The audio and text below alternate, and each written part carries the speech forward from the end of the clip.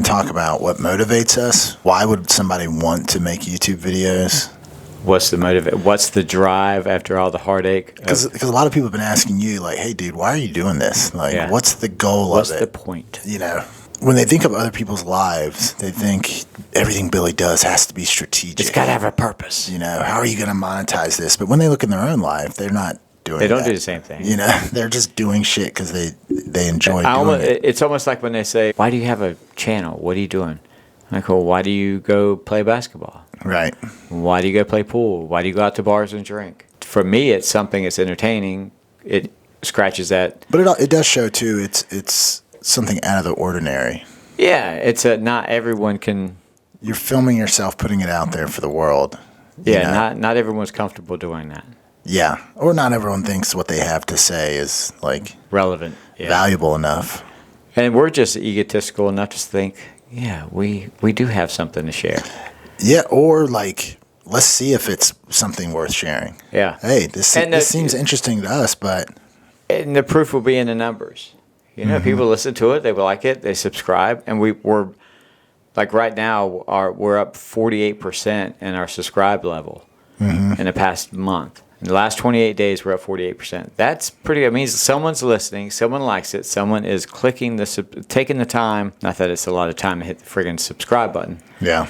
But they're taking that initiative to hit the subscribe button because they're like, well, we want to see what these guys have to say. Yeah, and it's a big deal for someone to do that because, I mean, it has risen above all the other noise. Yeah. Which is pretty crazy. And for me, I think it's kind of cool. I don't care what other people think, but you kind of do. Like, you do want... Yeah. You want that feedback. You know what I mean? Just like if you're working out, you want to see your body make changes because it's responding to whatever you're doing. You're not just in there doing endless curls or squats or whatever. You want to see some reward from it. Yeah, it's that acknowledgement that gives you the motivation to keep moving forward. Yeah. You know, whether good or bad, whatever the case may be, it's just, you know, if someone leaves a nasty comment, they watched. Which we don't get nasty comments, but I'm just saying in general. Yeah. I mean, we could, but I feel like you got to go out of your way to get nasty comments. Yeah. You have to set out to piss some people off. I do get people that dislike stuff. When I do the YouTube shorts and stuff, of, like spinning of the room, I got 48 likes and 7 dislikes. I'm like, why would you dislike something? That to me just says, okay, well, I'm just being a dick. Yeah. Because if you don't like it, okay, well, don't watch it. It's a spin of our studio. Yeah, they're like, hey, we don't like that. We don't like your studio. Why the hell did you put that video out? You're taking up bandwidth at YouTube. You are wasting my bandwidth. Cloud. Yeah. You bastard. Your room sucks. Although 48 other people love it. Yeah, we like what you did. Yeah. You know, I look at Allison's Instagram. I don't know. She'll have it up, and like it's just family, friends. You know, it's private. Yeah. And it's the same likes on every single picture. It's like the same. My sisters, my cousins, some of her friends. That I think that it's like default like. You know, we like it. We like it. Just go ahead and like everything that comes up. Yeah.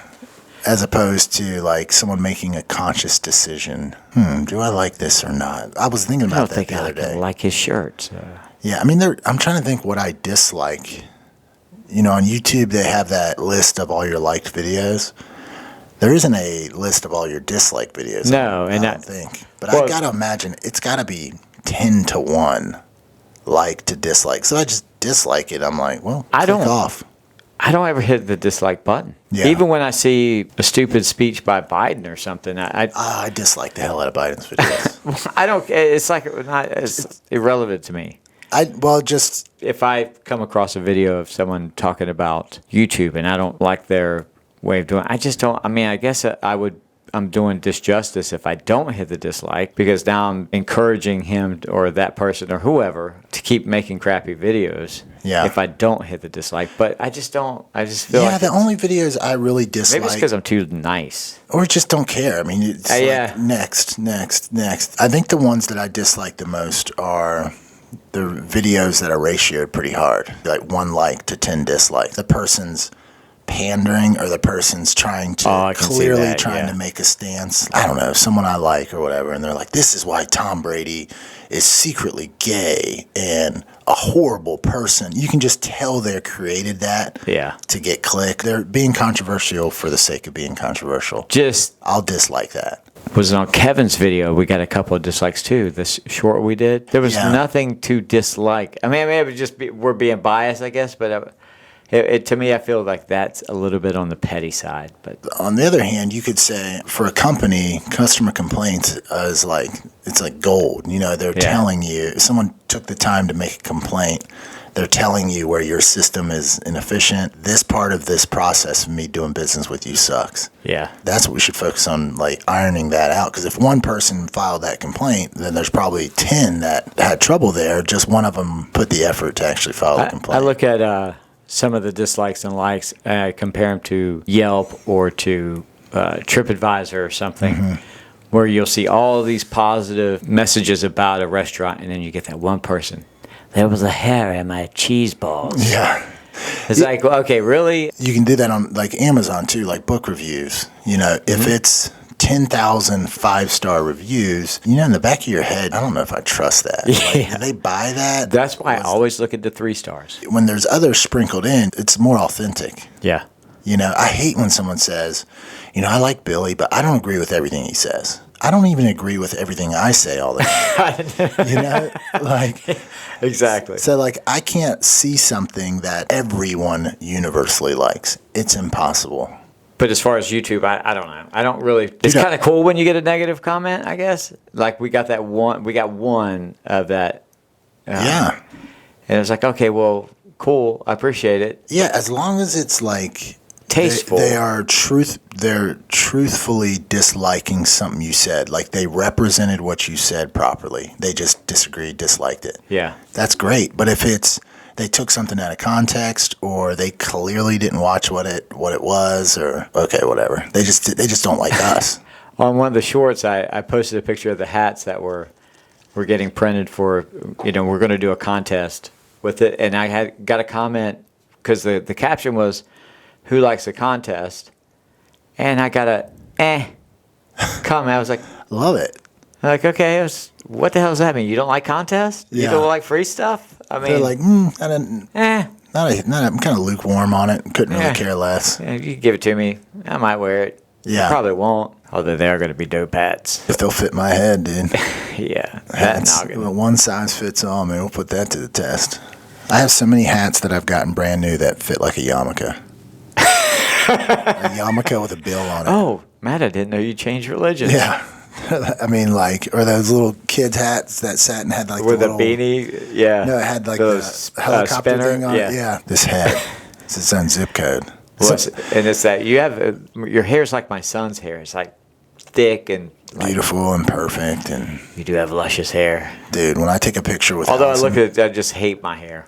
It's not bad. Yeah, it's not as luscious. I mean, you get a discount on haircuts, right? I do because it doesn't take long. Like 50% off. It's I'm in and out in like 3 minutes. Dude, when I take a picture with Allison, if we're like even with each other, her head looks like a tennis ball next to mine. Like I have to position her at least a foot closer to the camera just so our just that depth perception looks. Yeah, man.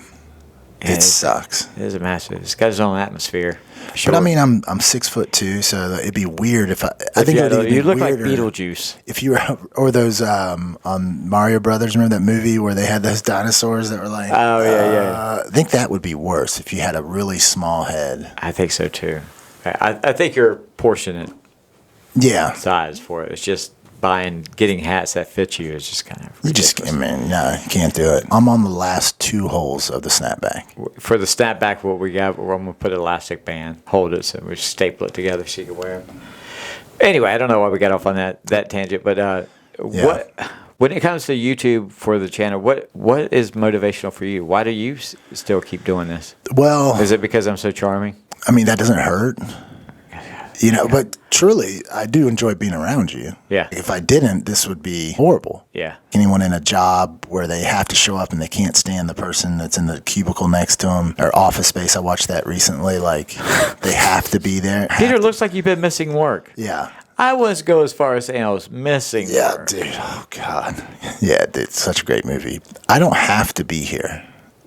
Neither do you, right? We're choosing to be here. It's not as if our livelihood depends on this. Yeah. I enjoy first being around you doing it, but also I can't just walk away now. You've put in a bunch of resources into it. I've put resources into it. We've transformed this room into a studio. If I'm not feeling good or feeling down one day, you can pick me up, and kind of vice versa, you know. So that's why I like working in teams, because now I'm accountable to you. It's like having a workout partner. Right. And it's just a lot of fun. It is a lot of fun. And right now we put so much, not only financially and physically into the show, but just the studying that you and I have done. I went from watching content of someone jumping off a bridge to, you know, how to create thumbnails. Sounds pretty uplifting. Probably a bungee jumping or whatever. Just because he jumped off that bridge doesn't mean you had to jump off the bridge. Shouldn't do that. But now I'm like, how to make thumbnails, how to write your titles, and reading about different things, and how to create intros or... Yeah, and it's also, you find a lot of Navy SEALs, for instance, when they asked why they wanted to be a Navy SEAL, they'll say, like, I just want to know if I had what it takes. Now, I'm not comparing this to being a SEAL, but I've been watching YouTube for so long, and I wonder if I was on a video and people were watching, you know, because I follow people, and you come to feel like you know the person. Yeah, that's true. You do. You kind of finish their sentence. It's bizarre. Like, if I ever met one of them in real life, they have no clue who I am. But you know every aspect their kid's about name. Their life. Yeah. I know what they struggled with. I know their like. Yeah. So yeah, I guess that is true. To see if people just watch and enjoy what we do, And there's so many people doing it, so many people, not to sound arrogant, but that you think, look, I'm at least on par talent-wise, intelligence-wise, appearance-wise, to present similarly, if not better than them, and they're killing it. Well, if that guy or that girl is doing it, I feel like I can too. You know, it's almost permission.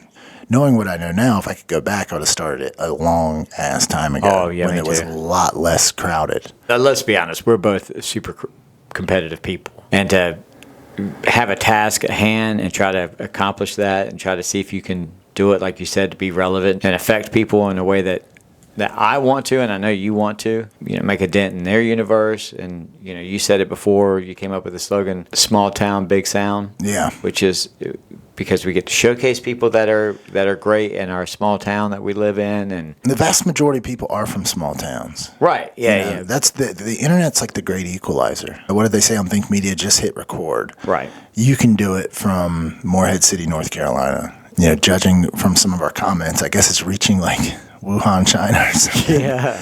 But you know what I mean? Like the barrier to... love you long time. The barrier to entry. Think of like Justin Bieber started on YouTube. Yeah.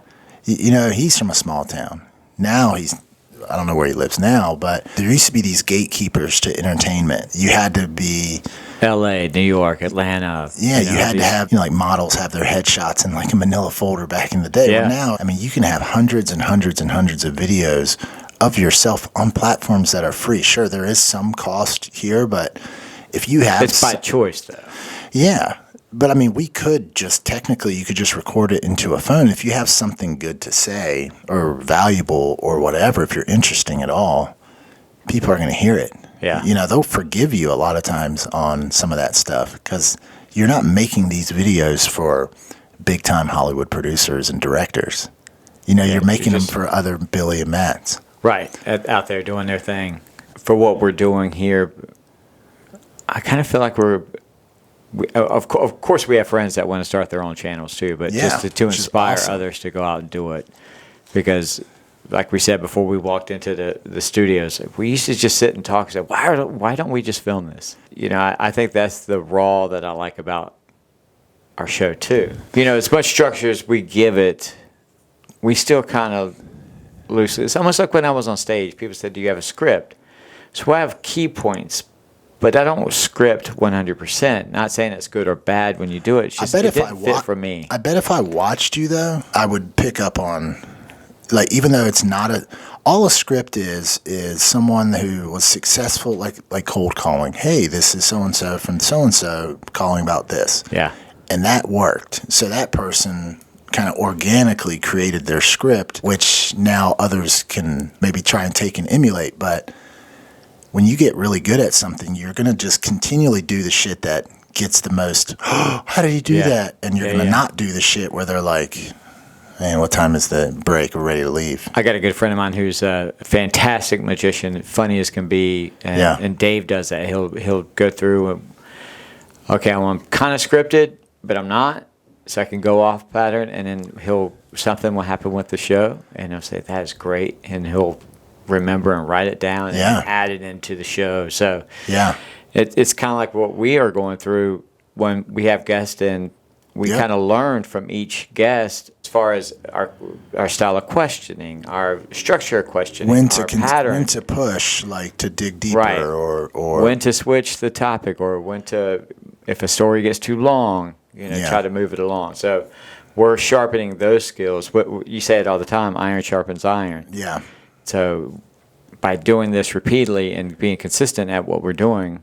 Look, even if we suck, even if we're the worst, we're going to suck less the more you do it. Yeah. I think maybe they would say that your first video is your worst video. The video we did the first time, when I compare that just visually to now, it's night and day. You know? So you're naturally going to get better at it. You just can't help it. In the episode we talked about like your superpowers, those are the things that the class that you always got an A in, that when you focus on that, you're going to go from being good to great. Yeah, and I think that's where our slogan came of be good at what you're great at, or be great at what you're good at. What you're good at. Yeah. Which kind of it captures what we do. Yeah, hopefully. Now, am I any good at this? I don't know. Like, I don't know if I don't have a big enough sample size, and I haven't got enough reactions and feedback from others to say, dude, keep doing that. Like, you're really good. You got to get out of the house. Yeah. I got to kidnap you out of the house, because I do get it. Yeah, so I mean, because I'm out and about. My job is. It doesn't take much. You get just one person saying, "Man, we really like what you're doing." That's so much fuel. That fuel. Lord. In your head, you're like, "Thank God," because I really enjoy doing this. Yeah, and especially when it's not someone you know. Oh yeah.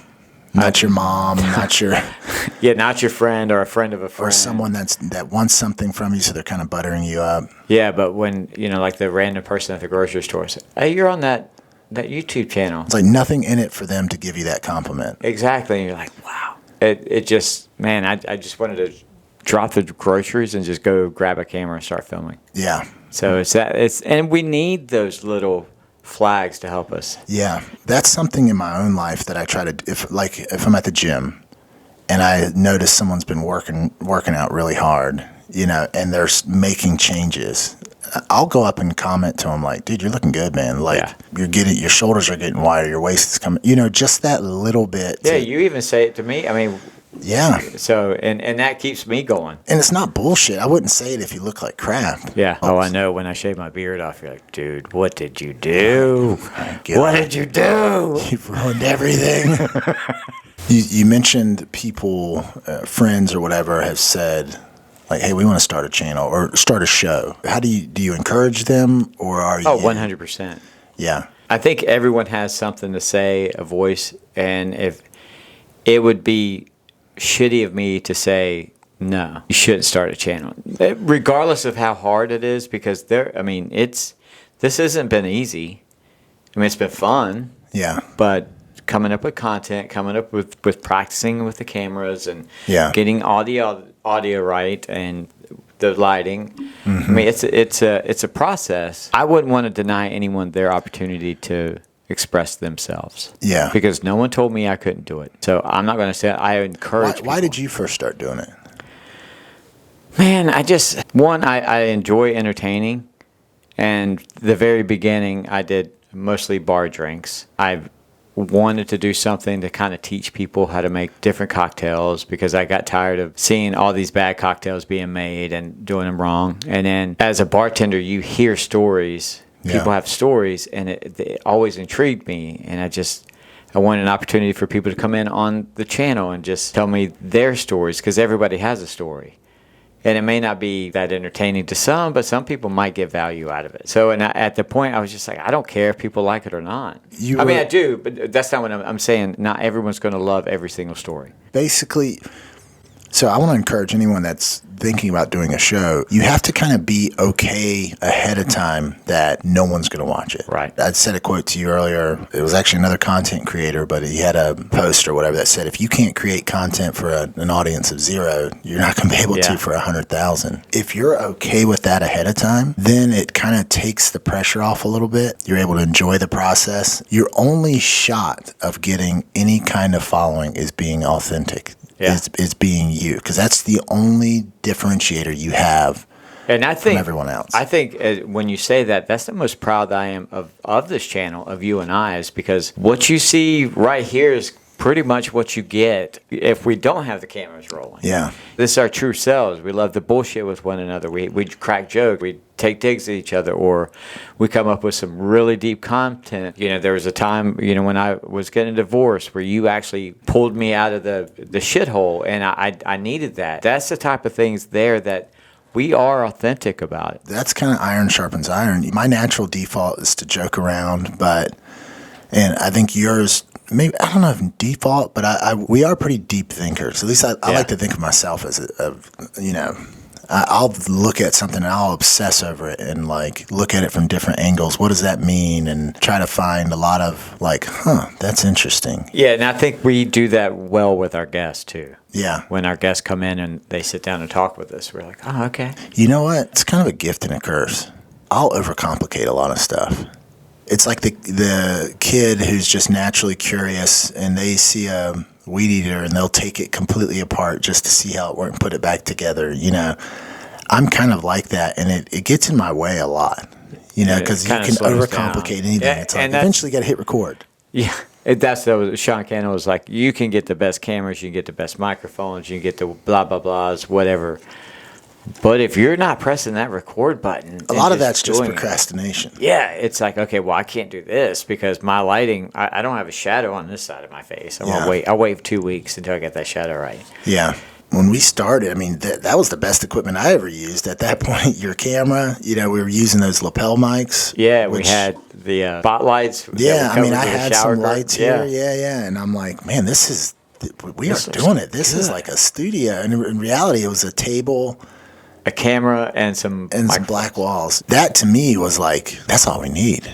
At that point, I didn't have any excuse not to do it. And as you continue to go, then yeah, sure, get all the nice stuff, like make it look better, but that's not going to save you from just hitting record. Yeah, because that's not going to make it easier to hit record. If you were scared with shitty equipment, having good equipment's not going to make it easier. Right. I mean, and then us laying this brick back here. Yeah. That's just a formality. Ironing brick. But you had that, and I was like, cool, man, let's put it up. We could get the same out of having bare walls. Yeah. Just by pressing the record button and it being authentic and being us and having people come in. It's just so much cooler with the TV behind us. Yeah. I'm like, yeah, cool. Let's stick it there. I mean, so a lot of this stuff we already had. Yeah. We've gotten, some things you just need to go ahead and purchase, but at some point it gets addicting. I don't really follow the likes and views or anything like that. Yeah, it's kind of my job. Because I would. Mm-hmm. Like if I got obsessed with it, that would be something I think my paralysis by analysis would kick in. I would never be able to do it. Right.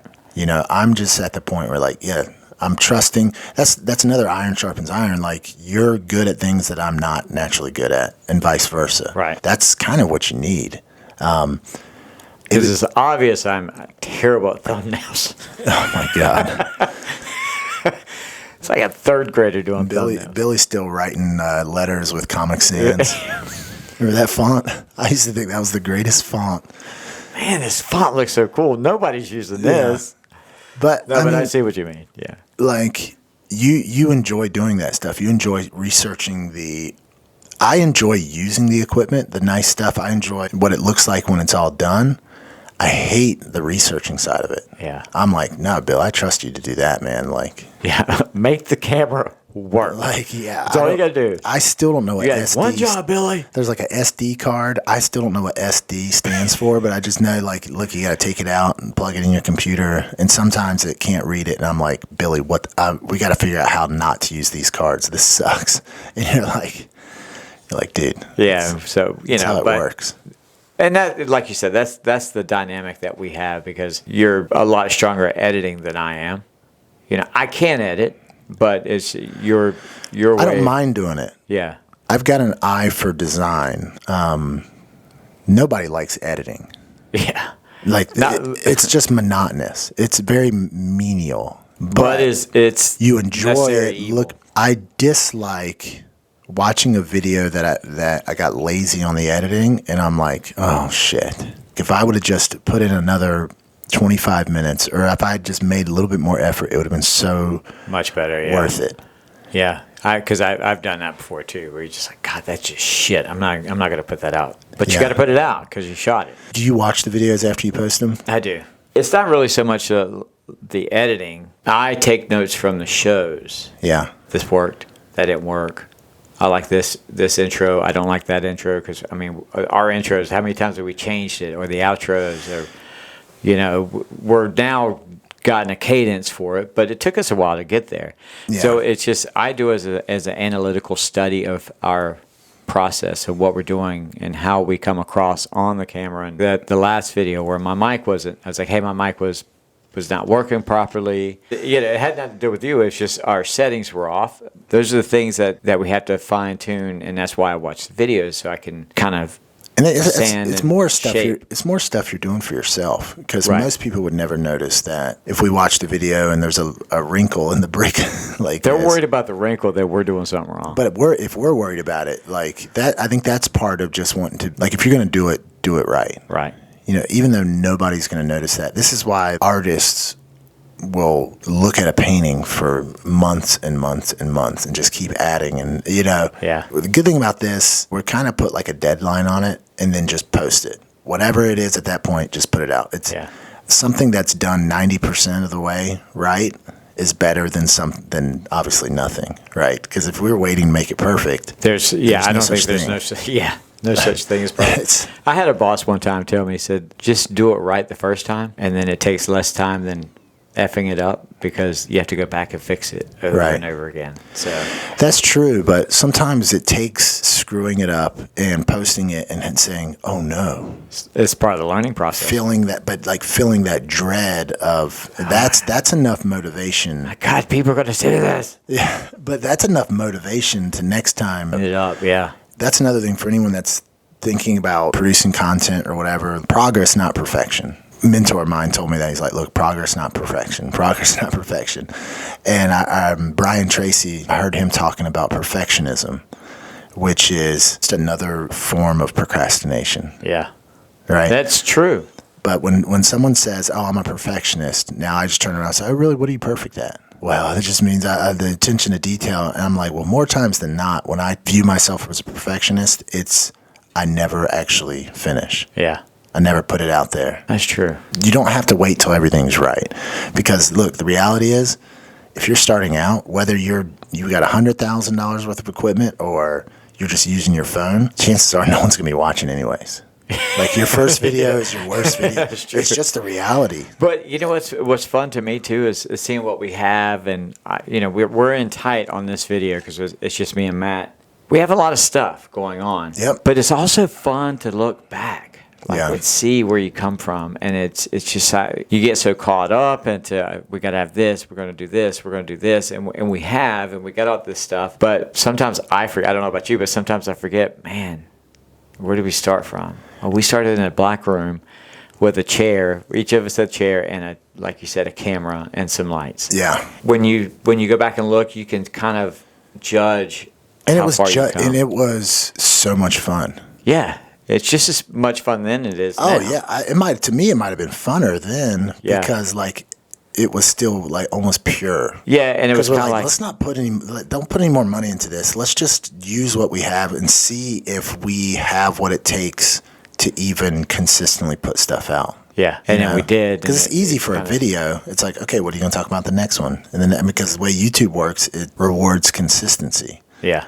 I guess that's how life works. But it's nice to know you can hit the camera and you're not worried about whether you're going to have anything to say. Yeah, it is true. The different sets, the different I can just think back to the different tables. And, that used to happen to me when I was punting. Each time I would go out to punt, I would think, oh my God, I'm so much better now than I was a year ago. Like, I don't even know how I had the confidence to walk out and punt because I was so horrible. But now I'm so much better. And then a year later, I'd be like, oh my God, I don't even know how I kicked last year. That's that progress, not perfection. And it's kind of like what I said earlier. I'm the numbers guy, so I look at all the views and everything that comes up. And I looked at one of the views, and I'm sitting there going, it's been 4 hours. I've only got 80 views. Yeah. Well, a couple months ago, in 4 hours, if I got 10 views, we were ecstatic. Like it was, oh my God, we got 10 people watched it. It could have been us watching it, 10 times or whatever, which you can't on YouTube. But yeah, I mean, I'm still like, cool. I mean, to me, it's cool to see it try. Like, okay, is it going in the right direction? Great. Yeah. That's awesome. That's all you need. That kind of goes back to what I said. I'm okay if 0 people were watching this. Before I started doing this, nobody was watching me anyways. Yeah. So it's like nothing changed. As long as we're authentic, as long as we're actually putting out content that we feel good about, not whether or not people get anything out of it, I can't really help that. Yeah. As long as we're doing that, I'm cool. And, if you guys are starting a channel out there, kind of take more of that process. I do look at the numbers. It's probably my Achilles heel, but I also, that's just me. I've always been like that. I've always liked the numbers, track the numbers. So don't let that intimidate you if you don't have any views. Who cares? Really, I mean, you're not making any money regardless about it. In the beginning, the chances of us making money on this are so slim. Yeah, it's like me buying a lottery ticket. I'd have to win this. I have to, or I'm gonna die. I'm gonna not. Like, I'm gonna eat. It'd be like winning the lottery to get, 10,000 subscribers. Yeah, that sounds like it's laughable. It's almost like when I got to when I was drafted and I got a signing bonus for like 70,000. Dude, that might as well have been 70 trillion. Like that was silly numbers, silly money. But then your kind of level of expectations and what you're comfortable with, how you see yourself goes up. Yeah. I bet there's a lot of big content creators. They're almost kind of the casualty of success to where now it turns into a job. Yeah. That's when football wasn't fun anymore. When it turned into a job. It was a job. I was at the highest level at the time where you should be like, man, I'm getting paid to play a kid's game. This is so pinching myself. This is amazing. But it lost a little bit of its innocence, if you will. Oh, yeah. You can either be authentic and it may or may not work out, or I think it would be the worst to be inauthentic, say whatever you think that people want to hear, and then get a ton of subscribers. Yeah. It's like what did Mark Twain say? Because you're essentially being a liar. If you're a liar, you have to have a good memory. That'd be brutal because now you are a slave to that success. You have to keep putting out content it's not really you. Yeah, you couldn't care less about what you're talking about. And it'll drain your soul. Nuts, yeah. It will drain your soul. It's selling out. Obviously, be cognizant, like notice trends. When we talk about this, it does good, blah, blah, blah. But at the same time, what is it? Let go and let God. That's kind of what being authentic is. And I think that's what we do. We talked about it. Like I said, what you see is what you get. Yeah. So speaking of seeing, where do you see the channel? No idea. Wise? Just throwing it out there and no idea. Hopefully it's still fun. If I could wave a magic wand, what would happen with it? Yeah, dude, I don't know. I'm still trying to figure out what I'm going to be when I grow up. Me too, and I'm a lot older than you. So if this takes off, it'd be awesome as long as it's still fun. But I could walk away in no time. Yeah. In a second. The moment it just starts to get like icky or like is draining or whatever for either of us, it's like it's not worth it. Hopefully, if we can keep doing this, having fun, and it blows up, great. That'd be awesome to get some. Yeah, because right now get paid for it. If this is all we had to do, as small as we are, I'm having a blast doing this. Yeah, dude. There will be a time like when you're in the come up, you're so like, I can't wait till I'm at the top. But once you're at the top, sometimes you forget or you yearn for, like in football during camps and all that stuff, it was so hard. But once you're out, you miss that shit. Yeah. Like you want the thrash, want that struggle. Because now we have freedom, because you can be creative. Like we could tear this all down, start something completely new.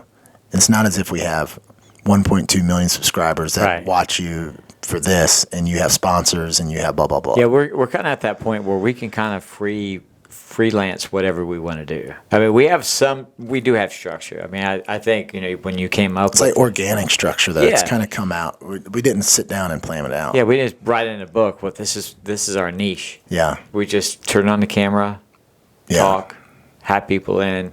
For me, what I would like to see is what you were saying. You came up with the slogan. Small town, big sound. Yeah. I think it would be kind of neat if we hit the road to these smaller towns, find someone that's in the pretty big, and just go to their place and talk to them. Yeah. And then so it kind of captivates their town, like do a little montage of their town, whatever. And then interview them and where they came from. And you know what I love about this? There's a lot of bright spots out there.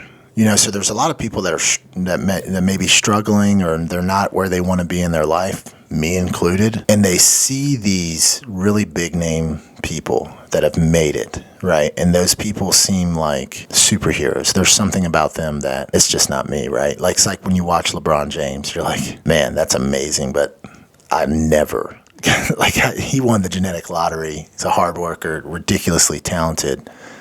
If that's what it takes to be successful, man, I'm screwed. Yeah. And that's not really the case. But the reality is, the vast majority of people that are killing it, nobody knows who they are. Yeah. I love highlighting those bright spots. Talking with Chris, a young jock, and he's like, man, for being in a small town, there's some big movers and shakers. Some lot of people. Small town, big sound. So I love that, because I think that'll be more encouraging to people watching, because it's like, wait, that person looks a lot more like me than LeBron James. Okay, well, and I think one of the purposes, to me, is to help people, we said, make a dent in the universe and not be held by boundaries of thinking, oh, well, I come from a town called Morehead City that's not so big. Like you said, we have some pretty big names, and hopefully we can have some of them on here to showcase that soon. But it's not like we're in Hollywood and you have to be in Hollywood to be a movie star. You can pretty much just, now with YouTube, just turn on the camera. And most people don't want to be a movie star. If it happens, cool. I'll never, the way my life has been, the things I've been able to do, I'll never put a governor on what can happen. Because I've been in rooms with people that I'm like, why am I here? This is insane, this opportunity. But that's not my aim. That's not most people's aim. Right. And I wasn't trying to like lambast you about the movie stars, but like that, those are kind of like the LeBron James. Like they're not really relatable. That's why Stephen Curry got so popular with so many people, because they're like, hold on, he's not the biggest, it's the fastest, the strongest. Like, I could probably be like that. Like that, man, maybe I could. You get what I'm saying? Yeah, like you don't have to hit the genetic. Now, hitting the genetic lottery helps. It definitely helps. Massively. But I think if we keep highlighting these bright spots, keep showing people success breeds success. It's going to raise our game up, just being in connection with them. But also, I mean, if it inspires someone else to, it'd be great for aspiring entrepreneurs or athletes or whatever to watch this show and think, man, one day I might be able to be on that show. Yeah.